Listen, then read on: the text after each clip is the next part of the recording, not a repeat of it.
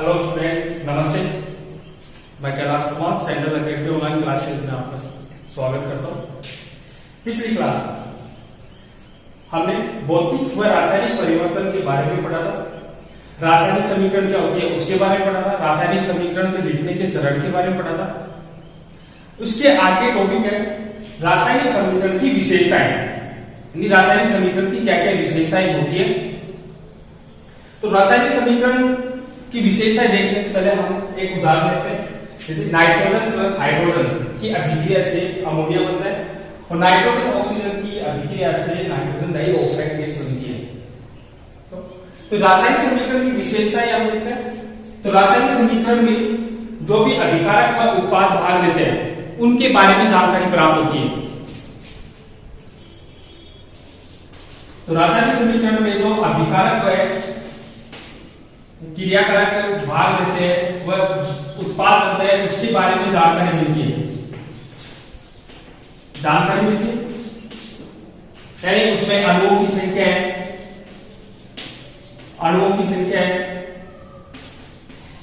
पदार्थ का द्रव्यमान है, इसके बारे में जानकारी प्राप्ति होती है।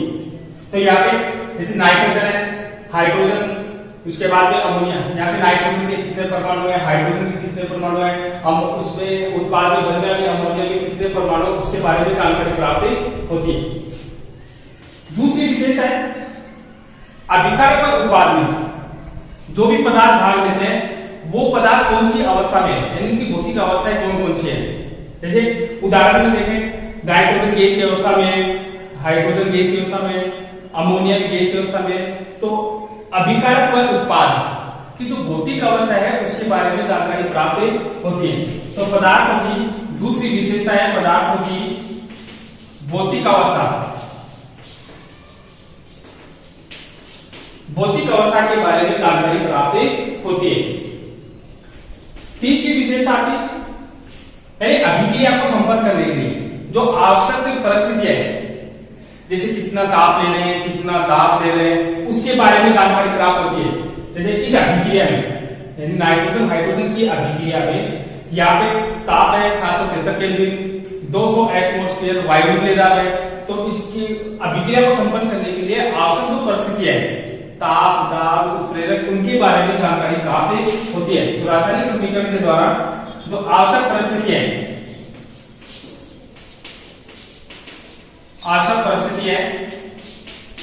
जैसे ताप है, दाब, उत्प्रेरक, इनके बारे में रासायनिक समीकरण के द्वारा भी जानकारी प्राप्त होती है। उसके बाद अगली रासायनिक समीकरण की विशेषता आती है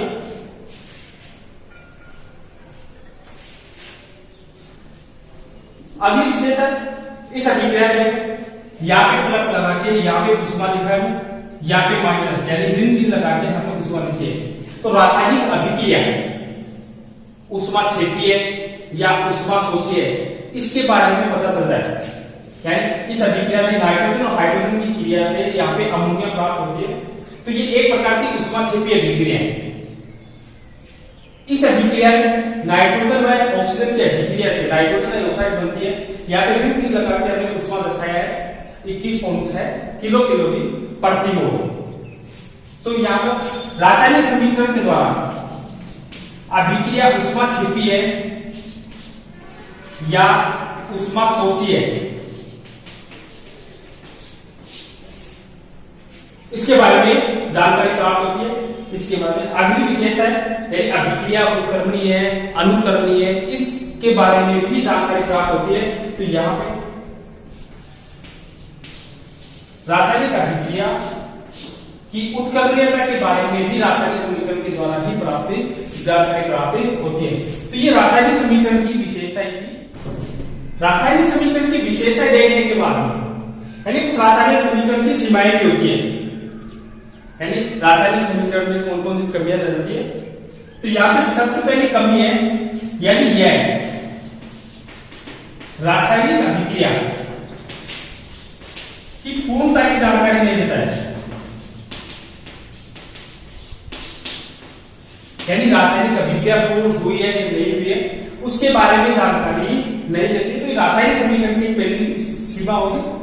उसके बाद में इसकी दूसरी सीमा है, यानी जो भी रासायनिक अभिक्रिया में क्रियाकारक व उत्पाद भाग लेते हैं उनकी सांद्रता के बारे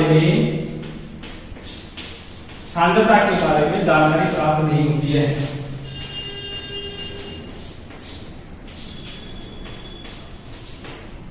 तो रासायनिक समीकरण की दो विशेषताएं, ये रासायनिक अभिक्रिया की पूर्ण तरह की जानकारी नहीं देती।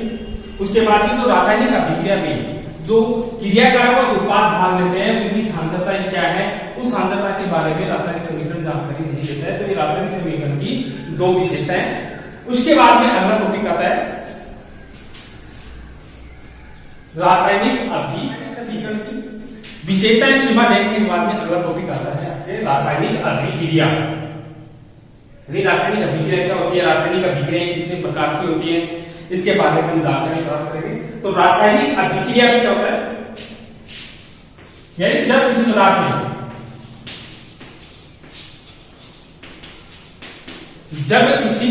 में रासायनिक परिवर्तन होता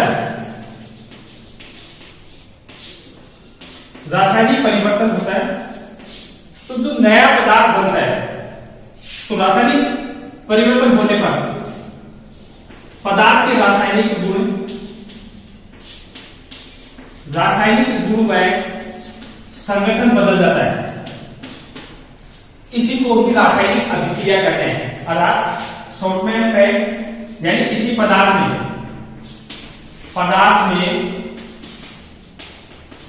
रासायनिक परिवर्तन होना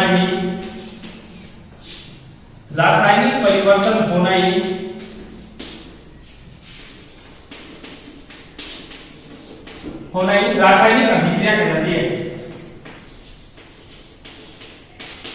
यानी किसी पदार्थ में रासायनिक परिवर्तन होता है तो इसे ही हम रासायनिक अभिक्रिया कहते हैं। जैसे सामान्यतः उदाहरण देखें,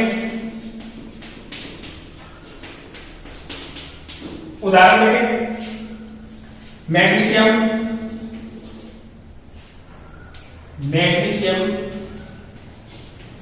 की अभिक्रिया ऑक्सीजन से करवाते हैं, तो यहां पे MgO प्राप्त होता है, मैग्नीशियम ऑक्साइड।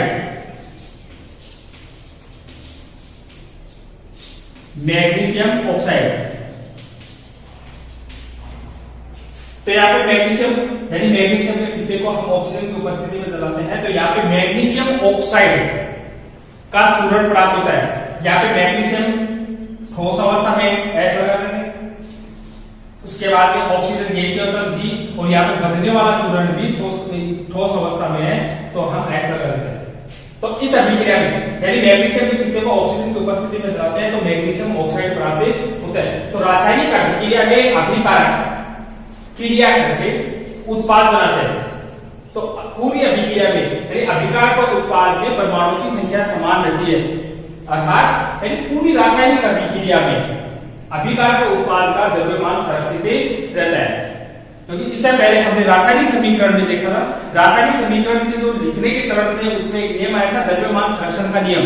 यानी द्रव्यमान संरक्षण के नियम के आधार पर हमने बताया कि पूरी रासायनिक अभिक्रिया में यानी अभिकारक और उत्पाद का जो द्रव्यमान है वो संरक्षित रहता है। यानी द्रव्यमान न तो बनता है न ही नष्ट होता है, पूरी रासायनिक अभिक्रिया में द्रव्यमान संरक्षित रहता है। इस आधार पर यहाँ पे रासायनिक अभिक्रिया में अगला उदाहरण हम देखेंगे, यानी यहाँ पे देखें मैग्नीशियम है, मैग्नीशियम का एक परमाणु है, यहाँ पे भी एक है। रासायनिक अभिक्रिया को संतुलित करने के लिए हम अभिकारक और उत्पाद में परमाणु यानी अणुओं की संख्या को बढ़ा सकते हैं।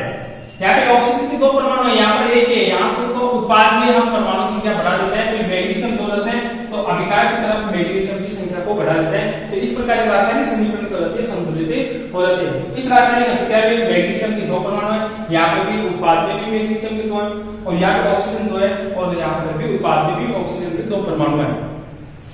इसके बाद में अगला उदाहरण, अन्य उदाहरण अभिक्रिया का दूसरा उदाहरण, जैसे कोयले को ऑक्सीजन की उपस्थिति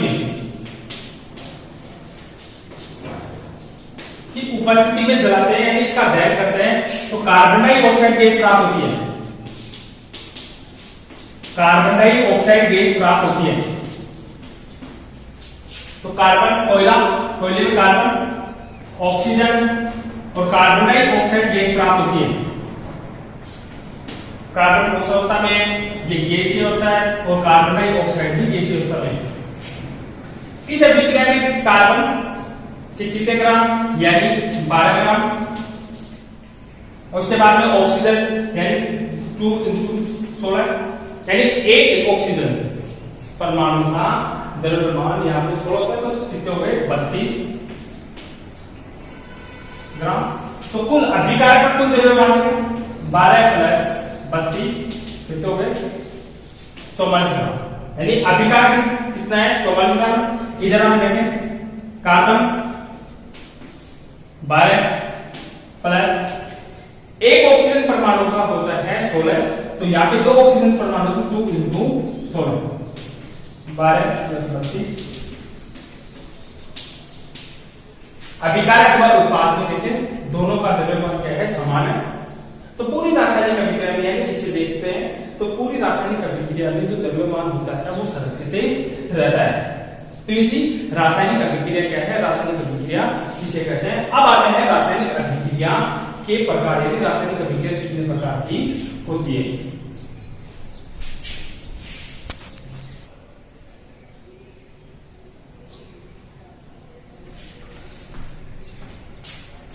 अब रासायनिक अभिक्रिया के प्रकार, यानी रासायनिक अभिक्रिया में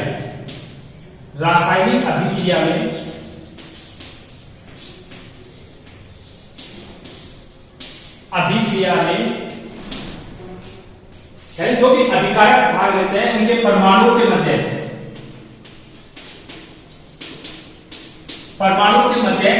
बंध बनते भी हैं, बंध बनते हैं या बंध टूटते हैं। इसके आधार पर रासायनिक अभिक्रिया कई प्रकार की। उसके बाद में प्रेरण, वेग, प्रकृति के आधार पर रासायनिक अभिक्रियाएं दो प्रकार की होती हैं। तो हम रासायनिक अभिक्रियाओं के प्रकार के बारे में पढ़ेंगे। तो यहाँ पे सबसे पहले हम देखेंगे रासायनिक अभिक्रिया में जो परमाणु भाग लेते हैं उनके मध्य बंध बनते हैं और टूटते हैं, उसके आधार पर रासायनिक अभिक्रिया देखते हैं।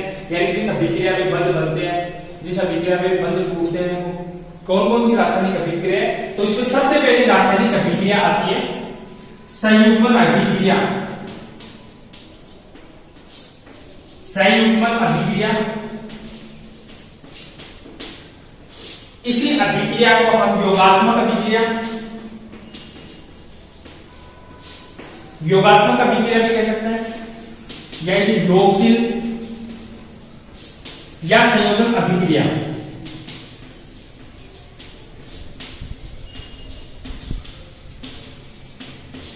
संयोजन अभिक्रिया कहते हैं।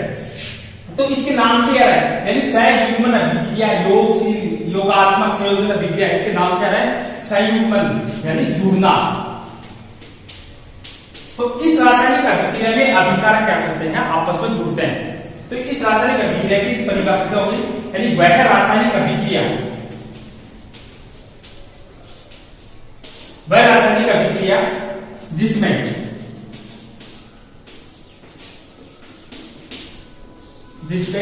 दो या दो से अधिक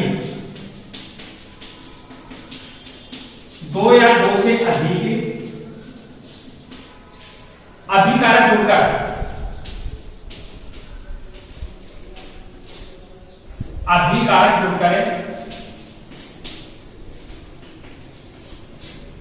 एकल उत्पाद बनाते हैं।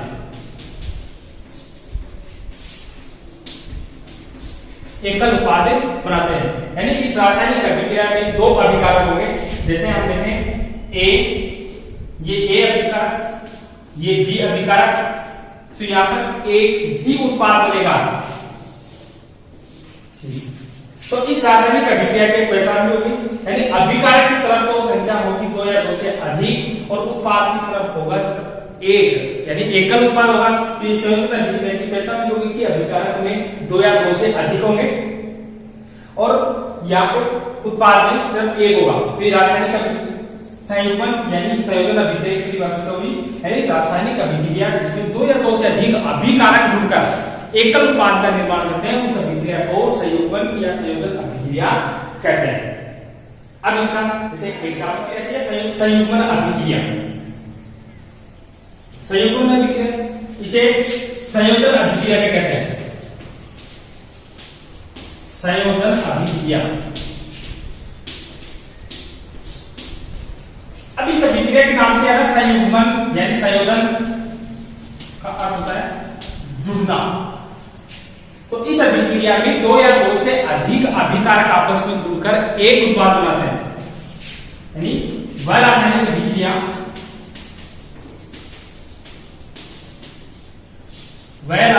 अभिक्रिया जिसमें दो या दो से अधिक अभिकारक दो या दो से अधिक अभिकारक जुड़कर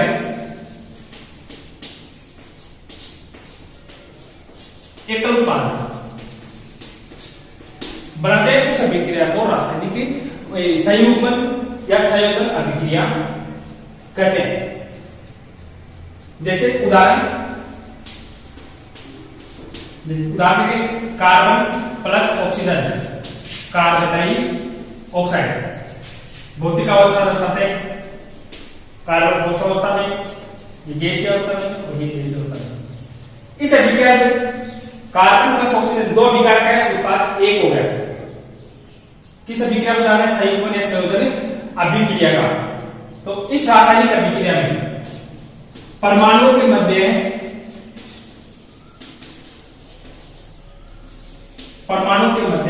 नए बंध का निर्माण होता है।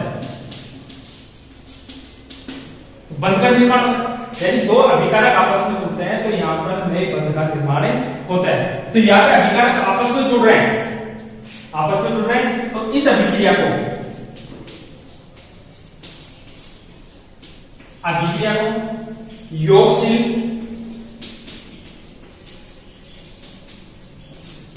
योगशील या योगात्मक अभिक्रिया भी कहते हैं।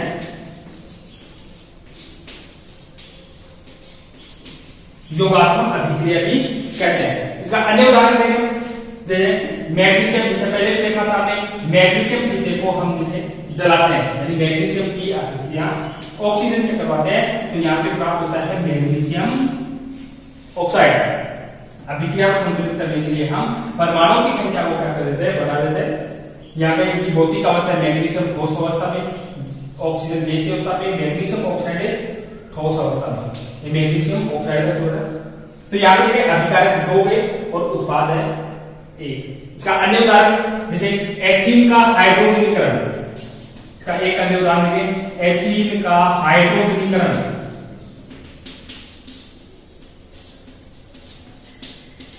हाइड्रोजनीकरण एथीन का सूत्र है CH2 double bond CH2 plus हाइड्रोजनीकरण, इसके नाम से है हाइड्रोजनीकरण, यानी हाइड्रोजन जुड़ेगा, हाइड्रोजनीकरण। तो हाइड्रोजनीकरण के बाद में एथीन से, ये एथीन है, प्राप्त होगा CH3 सिंगल बॉन्ड CH3। तो एथीन के हाइड्रोजनीकरण से प्राप्त होता है एथेन। इसमें उत्प्रेरक भी काम में लेते हैं, उत्प्रेरक निकल, अन्य भी कई प्रकार की अवस्थाएं हैं। जैसे कुछ परिस्थितियां, यहाँ पे 473 केल्विन ताप और 100 एटमॉस्फेरियर दाब पर ये अभिक्रिया संपन्न होती है। यानी ये एथीन का हाइड्रोजनीकरण, यानी ये आपके जो कार्बन वाला पार्ट है उसमें भी आएगा, यानी संतृप्त और असंतृप्त हाइड्रोकार्बन आएंगे। तो यहाँ पे ये असंतृप्त हाइड्रोकार्बन है और ये है संतृप्त हाइड्रोकार्बन। तो इस अभिक्रिया का, यानी जैसे संतृप्त से असंतृप्त से संतृप्त बनता है, तो इस रासायनिक अभिक्रिया का जो सामान्यतः दैनिक जीवन में हम देखते हैं, जो वनस्पति घी है, वनस्पति घी, तो इसी अभिक्रिया से यानी हाइड्रोजनीकरण की क्रिया के द्वारा ही वनस्पति घी का निर्माण होता है। तो वनस्पति तेल होता है, वनस्पति तेल का हाइड्रोजनीकरण करते हैं तो हमें वनस्पति घी प्राप्त होता है। तो ये संयुग्मन या संयोजन अभिक्रिया। संयुग्मन या संयोजन अभिक्रिया के बाद में अगली अभिक्रिया थी अपघटनीय अभिक्रिया। संयुग्मन अभिक्रिया में अभिकारक के मध्य बंध का निर्माण होता है। इसके विपरीत है अपघटनीय अभिक्रिया, यानी इसमें अभिकारक के मध्य जो बना हुआ बंध है वो टूटता है और छोटे छोटे अणुओं का निर्माण होता है। इस अभिक्रिया को हम नाम कह सकते हैं वियोजन अभिक्रिया। वियोजन अभिक्रिया। तो इस अभिक्रिया की परिभाषा क्या होगी, यानी ऐसी रासायनिक अभिक्रिया, रासायनिक अभिक्रिया, ऐसी रासायनिक अभिक्रिया जिसमें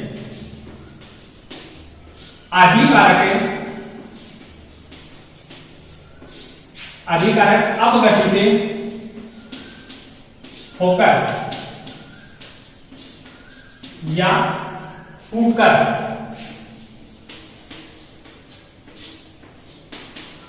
दो या दो से अधिक उत्पाद का निर्माण करते हैं। इस अभिक्रिया में अभिकारक टूटकर या अपघटित होकर दो या दो से अधिक उत्पाद का निर्माण करते हैं। यानी इस अभिक्रिया में बंध टूटते हैं, यहां पे जो अभिकारक है यानी अधिक परमाणु भार वाले जो अभिकारक है वो टूटकर कम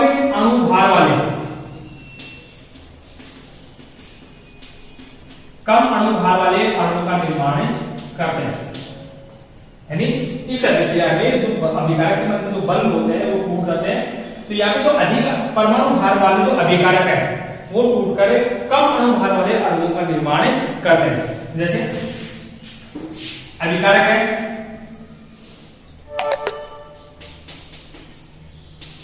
अभिकारक एबी, ये टूटकर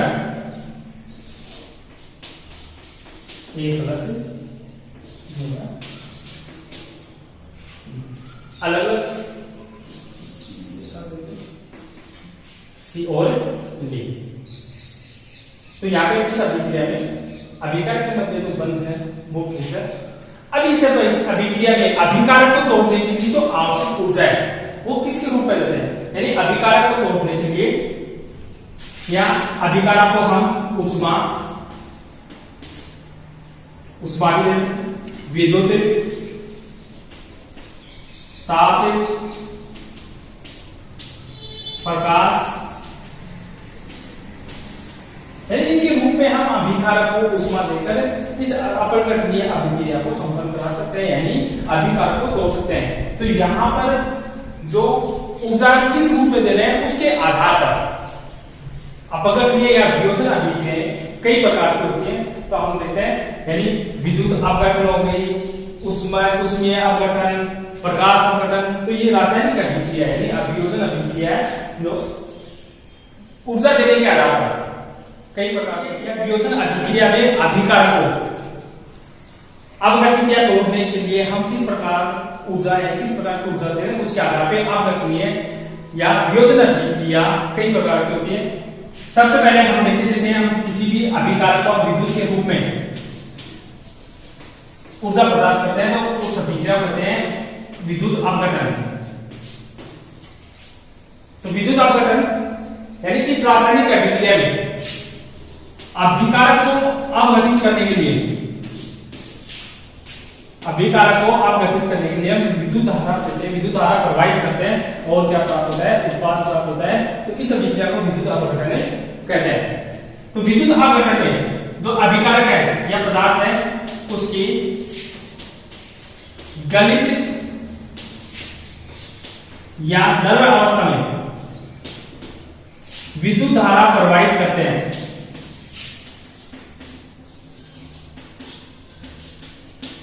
विद्युत धारा प्रवाहित करते हैं तो पदार्थ क्या होता है, अभिकारक क्या होता है, टूट जाता है और दो या दो से अधिक उत्पाद का निर्माण करता है। जैसे उदाहरण देखें, जल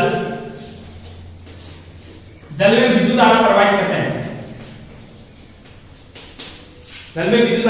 करते हैं, तो तो यहाँ पे जल में तो गैस है हाइड्रोजन और ऑक्सीजन, ये क्या होती है अलग अलग टूट जाती है।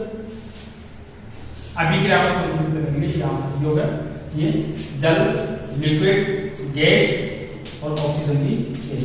अभिकारक की तरफ कितना है 1 और उत्पाद की तरफ क्या है 2 या 2 से अधिक। इसका अन्य उदाहरण सोडियम क्लोराइड NaCl, जब सोडियम क्लोराइड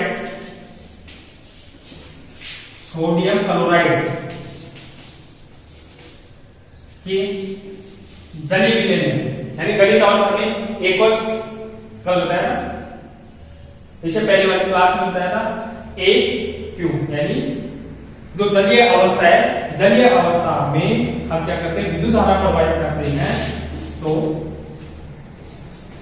Na+Cl2, तो इसमें विद्युत धारा प्रवाहित करते हैं।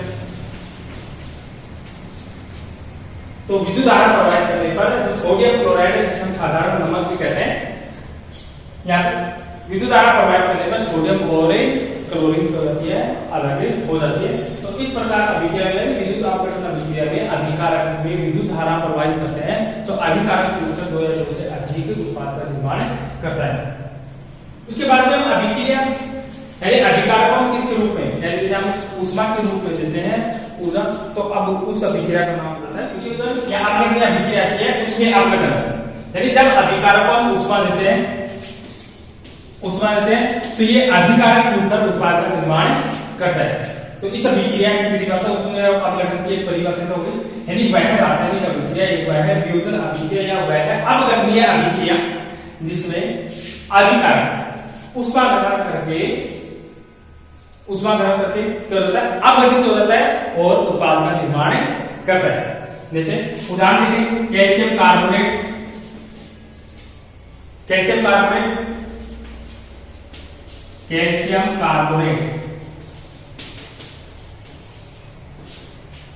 इसमें ऊष्मा, तो यहाँ पे कैल्शियम कार्बोनेट टूट जाता है कार्बन डाइऑक्साइड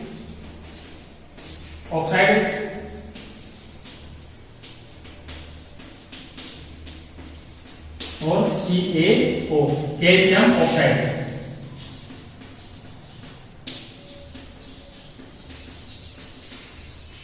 तो यार उसमें अपघटन यानी वह रासायनिक अभिक्रिया जिसमें अभिकारक ऊष्मा के द्वारा टूट जाता है, अपघटित हो जाता है और उत्पाद का निर्माण करता है। तो कैल्शियम कार्बोनेट है, उसमें ऊष्मा प्रवाहित करते हैं, तो कार्बन डाइऑक्साइड गैस और कैल्शियम ऑक्साइड प्राप्त होता है। या तो कैल्शियम कार्बोनेट सामान्य से आपको ताप के द्वारा होता है, अपघटित हो जाता है और 2 या 2 से अधिक उत्पाद का निर्माण करता है। इसके बाद में जैसे ऊष्मा की जगह हम अभिकारक को प्रकाश के रूप में यानी सूर्य के प्रकाश के रूप में ऊर्जा प्रदान करते हैं, तो उस अभिक्रिया को हम प्रकाश अपघटन कहते हैं। प्रकाश अपघटन में अभिकारक सूर्य के प्रकाश की उपस्थिति में टूटकर उत्पाद का निर्माण करते हैं, यानी जो अभिकारक के जो बड़े अणु हैं, तो सूर्य के प्रकाश की उपस्थिति में टूट जाते हैं और छोटे छोटे अणुओं का निर्माण करते हैं, तो इस अभिक्रिया को हम प्रकाश अपघटन यानी जब अभिकारक सूर्य के प्रकाश की उपस्थिति में क्या होता है अपघटित होकर छोटे छोटे अणुओं का या उत्पाद का निर्माण करते हैं, तो इस अभिक्रिया को कहते हैं प्रकाश अपघटन। इसका सामान्य उदाहरण देखें HBr हाइड्रोजन ब्रोमाइड,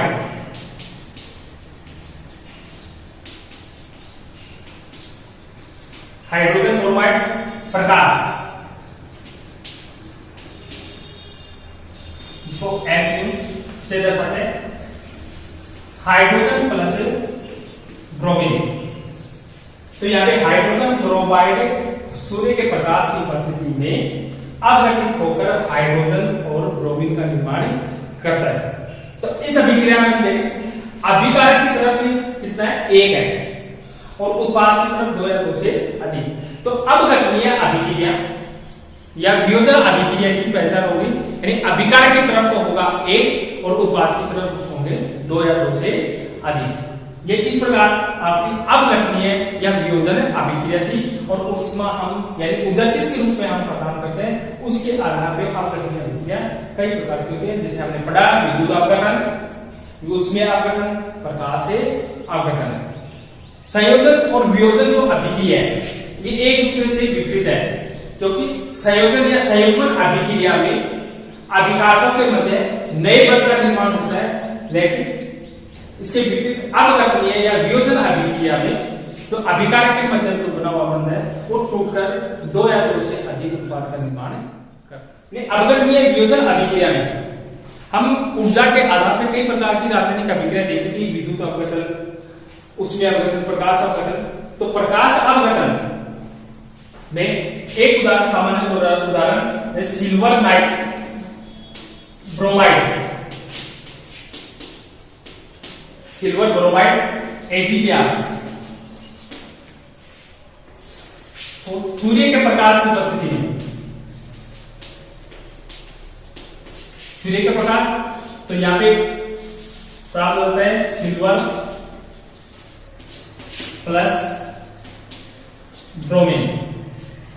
तो AgBr की अभिक्रिया यानी प्रकाश की उपस्थिति में, सूर्य के प्रकाश की उपस्थिति में अभिक्रिया संपन्न होती है। तो Ag प्लस Br को अभिक्रिया को संतुलित करने के लिए यहाँ पे ब्रोमीन 2 परमाणु है, तो यहाँ पे 2 और यहाँ पर भी 2। तो ये प्रकाश अपघटन की एक अभिक्रिया है सिल्वर ब्रोमाइड, सूर्य के प्रकाश की उपस्थिति में कि टूटकर होता है सिल्वर यानी चांदी और ब्रोमीन में टूटे जाता है। इस प्रकार आपके अपघटनीय अभिक्रिया कई प्रकार की होती है, विद्युत अपघटन, ऊष्मा अपघटन और प्रकाश अपघटन। आज के लेक्चर में इतना ही। हमें आज के लेक्चर में हमने रासायनिक अभिक्रिया समीकरण की जो विशेषताएं थी, सीमाएं थी, उसके बारे में पढ़ा। रासायनिक अभिक्रिया, रासायनिक अभिक्रिया, उसके बाद में संयोजन वियोजन अभिक्रिया, इसके बारे में पढ़ा। आज के लेक्चर में आज इतना ही। इन अभिक्रियाओं के बारे में आप पढ़ते रहे, इनके